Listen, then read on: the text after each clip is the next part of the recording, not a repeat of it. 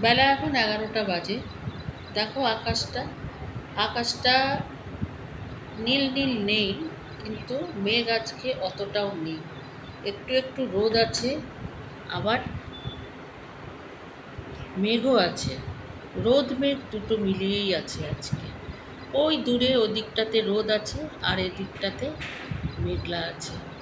তো দৃশ্যটা দেখতে বেশ ভালো লাগছে। তো এবারে আমাকে রান্না বাড়া করতে হবে। তো চলে যাই রান্নাঘরের দিকে, দেখি কি রান্না করি আজ। তো এখানে আমি আলু পটল কেটে নিয়েছি। তারপরে এই যে এটাকে, এই সবজিকে ঘেরোলা বলে কি তরি বলে কি বলে, যাই হোক একটা কিছু বলে। তো এইটাই আজকে ভাজা ভাজা করব। আর এখানে একটু পেঁয়াজ কেটে নিয়েছি আর একটু আদা, পটলের তরকারির জন্য পেঁয়াজটা দেবো ওই ঘেরোলার তরকারিতে। যাই হোক, কড়াই বসিয়ে দিয়েছি গ্যাসে, দুদিকে দুটো রান্না বসিয়ে দেবো, তাড়াতাড়ি হয়ে যাবে রান্না বাড়া। আলুটাকে একটু ভেজে নিচ্ছি, তারপরে পটল দিতে হবে। যাই হোক, এদিকে দিয়ে বসিয়ে দিয়েছি সবজি, ভাজা ভাজাই করতে হবে, আর কিছু না। এতে খালি নুন হলুদই পড়বে, বাস, আর কিছুই পড়বে না মশলা। এটাই ভাজা ভাজা হবে। তো দুদিকে দুটো তরকারি বসিয়ে দিলে তাড়াতাড়ি রান্না হয়ে যাবে। তো সেই জন্যই এই কাজ। এদিকে আলু পটল দিয়ে ভাজা ভাজা করছি, কিছুক্ষণ একটু ভেজে নিতে হবে, তারপরে দিতে হবে মশলা। তো এখানে দিয়ে দিলাম মশলা। মশলাতে আছে জিরে, ধনে, আদা, কাঁচা লঙ্কা আর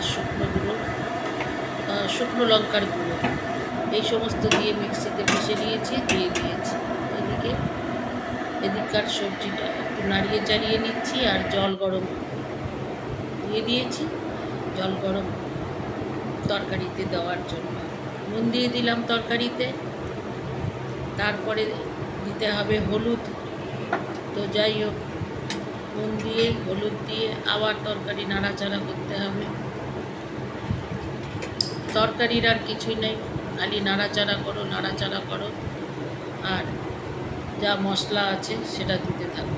এই হচ্ছে তরকারি রান্না। তো এখানে তরকারি মশলা সব পড়ে গেছে, আর এদিকে আমার জল গরমও হয়ে গেছে, সুইচটাকে অফ করে। আর এখানে ভাজাটাও প্রায় প্রায় হয়ে এসছে। তরকারিটা আর একবার নাড়িয়ে দিলাম। এবারে প্রায় প্রায় তরকারি বসে গেছে, তেল ছেড়ে দিয়েছে। আর এখানেও এই সবজি দেখো প্রায় প্রায় শুকিয়ে এসছে, আর কিছুক্ষণের মধ্যেই হয়ে যাবে। আর এই তরকারিরও তেল ছেড়ে দিয়েছে। এবারে এতে পড়ে গেল জল। তো জল দিয়ে দিলাম, আর এবারে আর কিছুক্ষণ ফোটাবো, ফুটলেই হয়ে যাবে রেডি। তো যাই হোক, তরকারিতে জল দিয়ে নাড়িয়ে চাড়িয়ে দিচ্ছি, আর এদিকে এই সবজিও প্রায় হয়ে এসেছে। এবারে খালি নামানোর বাকি। শুকিয়ে গেছে, জল বেরিয়েছিল বেশ ভালো। তো যাই হোক, এখানে তরকারি আমি ঢাকা দিয়ে দিয়েছি। এবারে তরকারি ঢাকা খুলে দেখতে হবে তরকারিটা কতটা হলো। যাই, তরকারি হয়েই গেছে, দেখো ঝোল একদম টকবক করে ফুটছে। বেশ ভালো লাগে এরকম টকবক করে যখন ঝোল ফোটে, মনে হয় যেন খাই খাই। তো ঝোল হয়ে গেছে, তরকারিও হয়ে গেছে, ভাজাটা হয়ে গেছে। এই যে বাটিতে রেখে দিয়েছি ঢেলে, এইটুকুন হয়েছে।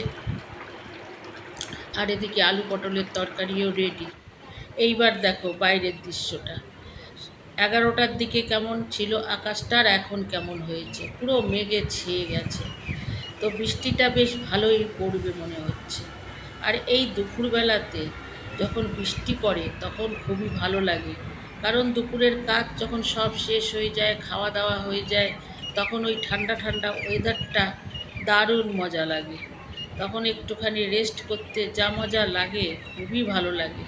তোমাদেরও হয়তো লাগে। যাই হোক, এবার খাওয়া দাওয়া করব, রেস্ট করব। সবাইকে জানাই টাটা।